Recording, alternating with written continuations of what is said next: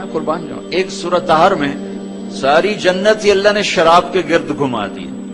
ساری جنت سورۃ طہر میں شراب کے گرد گھما دی کہ اللہ کو پتا تھا پینے والے بہت آئیں گے، دیوانے مستانے جو اپنی آخرت کو داؤ پہ لگائیں گے. تو اللہ تعالیٰ نے کہا میرے بندو ایک سودا تو کرو کہ تم تھوڑی دیر صبر کرو. بھائی سر کب تک؟ بھائی یہ موت تک، بس صرف موت تک. پھر کیا ہوگا کہ ان الابرار یشربون من کاس کان مزاجها کافورا عین یشرب بها عباد اللہ یفجرونها تفجیرا. یہ جنت والوں کو اللہ پینا پلانا دکھا رہا ہے کہ جنت والے شراب پی رہے ہیں. کیسے پی رہے ہیں؟ سراہی اٹھاتے ہیں، جام میں ڈالتے ہیں، منہ کو لگاتے ہیں. اسی میں آگے ایک دوسرا درجہ اللہ تعالیٰ جنت کی شراب کا بتا رہا ہے. وَيُسْقَوْنَ فِيهَا كَأْسًا كَانَ مِزَاجُهَا زَنْجَبِيلًا عَيْنًا فِيهَا تُسَمَّى سَلْسَبِيلًا وَيَطُوفُ عَلَيْهِمْ وِلْدَانٌ مُخَلَّدُونَ إِذَا رَأَيْتَهُمْ حَسِبْتَهُمْ لُؤْلُؤًا مَنْثُورًا. ایک دوسرا درجہ جنت میں دکھا رہے ہیں. یہ بھی شراب کی محفل ہے کہ پہلی محفل میں تو تھے پینا، ڈالنا، پینا. پلانے والے ان کو بھی نوکری ہوں گے، ان کو پلانے والے بھی غلام ہوں گے، حوریں ہوں گی، خادمات ہوں گی. لیکن درجوں میں فرق بتانے کے لیے تعبیر کا فرق ہے کہ یہ خود پی رہے ہیں، ان کو بھی پلانے والے نوکری ہوں گے. اوپر والا درجہ وہاں اللہ نے کہا ہے یسقو، انہیں پلایا جا رہا ہوگا، زنجبیل کی شراب پلائی جا رہی ہوگی. یسقون فیہا کاسن کان مزاجها زنجبیلا عینا فیہا تسمى سلسبیلا.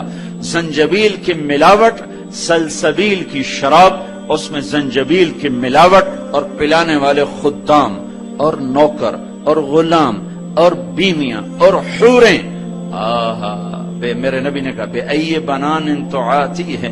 تمہیں خبر بھی ہے کہ وہ ہاتھ جو تمہاری طرف بڑھے گا جنت کی لڑکی کا، وہ ہاتھ کیسا ہوگا تمہیں خبر ہے؟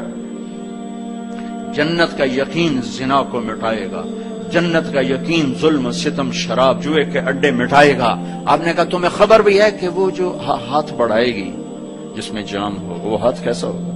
لو ان بنانا من بنانها بدا لغلب ضوءه ضوء الشمس كما يغلب ضوء الشمس ضوء النجوم. وہ ہاتھ جو تیری طرف بڑھے گا، رب ذوالجلال کی قسم، کہنے والا بھی سچا ہے اور بتانے والا بھی خیانت نہیں کر رہا. وہی بتا رہا ہوں جو میرے نبی نے فرمایا کہ اگر اس لڑکی کے 5 انگلیوں میں سے ایک پورا، ایک فنگر ٹپ، ایک پورا وہ سورج کو ایسے دکھا دے، یہاں سارا کپڑا لگا لے اور صرف اتنا حصہ سورج کو یوں دکھائے، رب محمد کی قسم وہ سورج اس کے سامنے نظر نہیں آئے گا، نظر نہیں آئے گا. تو ابن عباس نے اوپر اور بات کو واضح کیا کہ اے لوگوں، جس لڑکی کی انگلی کا پورا اتنا حسین ہے تو اس کا چہرہ کیسا ہوگا؟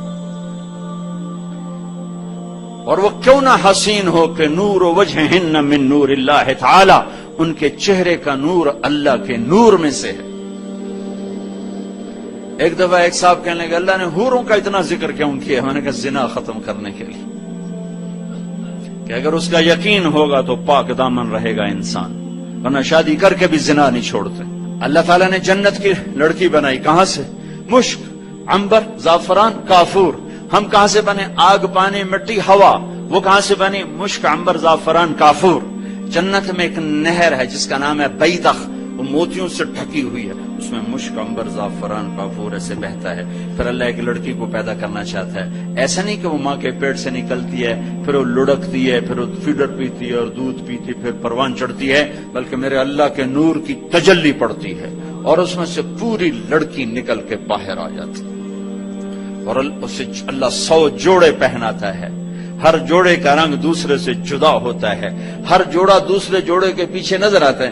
میرے کرتے کے پیچھے بنیان نظر نہیں آ رہی، اس کے 100 جوڑوں کے پیچھے ہر جوڑا نظر آئے گا، اور آخر میں اس کے خامند کو اس کا جسم بھی نظر آئے گا، شیشے کی طرح، سورج کی طرح چمکتا دمکتا، حسین، معطر، روشن، اور اس کو میک اپ کی ضرورت نہیں.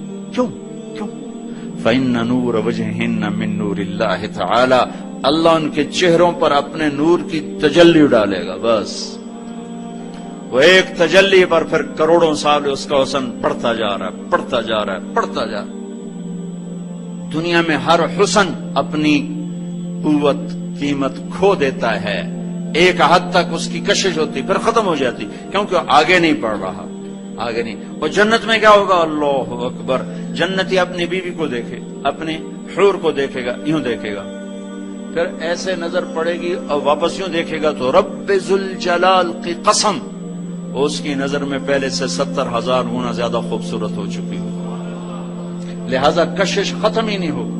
اور بیوی یا حور اپنے خامند کو ایسے دیکھے گی، پھر کسی وجہ سے ادھر دیکھے گی، پھر یوں دیکھے گی تو اس کے خامند کا چہرہ اس کی نظر میں 70,000 گنا زیادہ خوبصورت ہو چکا۔ لہذا اگر صرف دیکھنے کی لذت آدمی لیتا رہے یا بیوی لیتی رہے تو اللہ کی قسم لاکھوں سال بھی گزر جائیں کوئی کمی نہیں آئے گی۔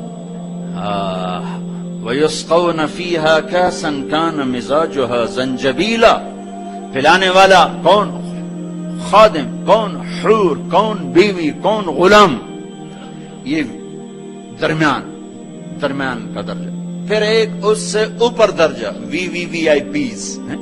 جنت کے وی آئی پیز اکثر غریب لوگ ہوں گے، اکثر غریب، رکشے والے، ریڑھی والے،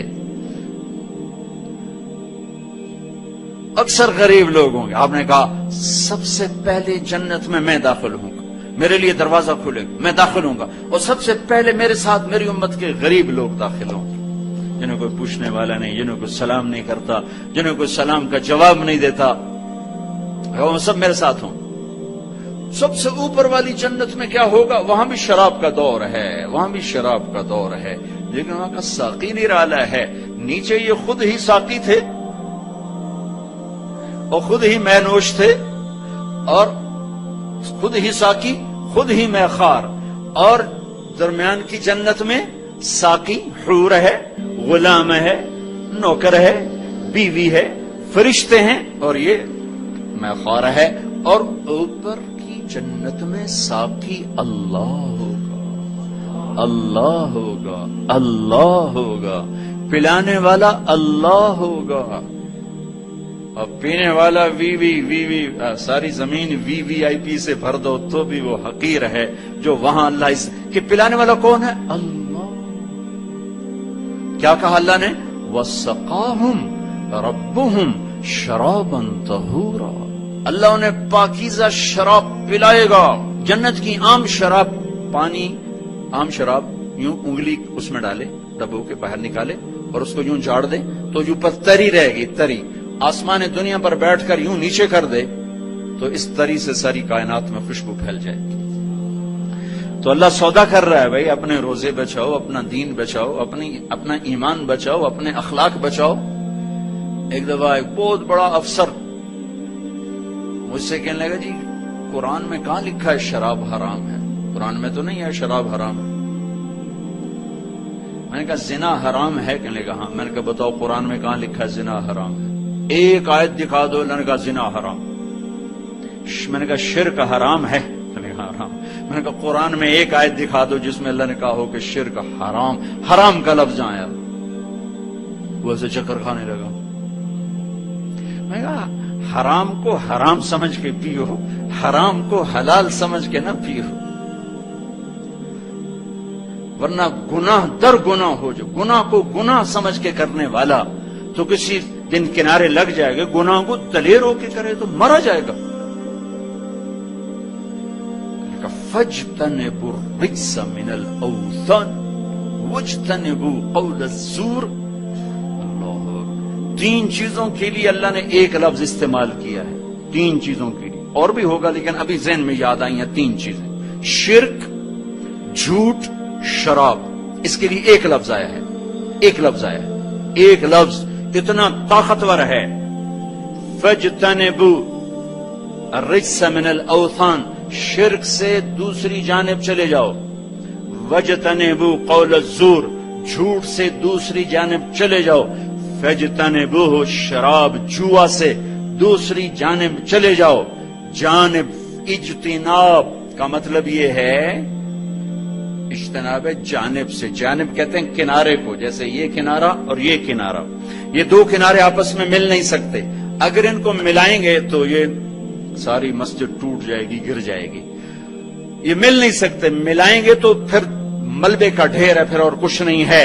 تو میرا اللہ کہا شرک ادھر ہو تو تم ادھر کھڑے ہو، جھوٹ یہاں ہو تم وہاں کھڑے ہو، شراب یہاں ہو تم وہاں کھڑے ہو. ایک آدمی کے گھر میں شراب ہے لیکن وہ پیتا نہیں، تو اس نے قرآن کا حکم پورا نہیں کیا ہے. قرآن کا حکم یہ ہے کہ شراب سے دور بھاگ جاؤ، جوئے سے دور بھاگ جاؤ. اگر اس کو ملایا جائے گا تو جیسے دو کنارے ملتے ہیں تو عمارت گرتی ہے، پورا معاشرہ گر جائے گا، ٹوٹ جائے گا، تباہ ہو جائے گا، برباد ہو جائے گا. چند دن تو ہیں، چند، پھر اللہ خود پلائے گا، پیتے رہیں. پوری نہر ہی اللہ نے شراب کی چلا دی. نہر نہیں، دریا. وَأَنْهَارٌ مِّنْ خَمْرٍ لَذَّةٍ لِّلشَّارِبِينَ. تو بھائیو، چونکہ یہ پیغام بہت دور تک جا رہا ہے، کتنے ایسے بھائی ہوں گے جن کو یہ عادت پڑ گئی ہوگی. اللہ کی رحمت کے سامنے کوئی چیز نہیں، اللہ کی قسم کوئی چیز نہیں. شراب تو چھوٹا سا کام ہے. شرک جیسا گناہ تم ایک دفعہ کہو یا اللہ معاف کر دو، لگا تو جو معاف کر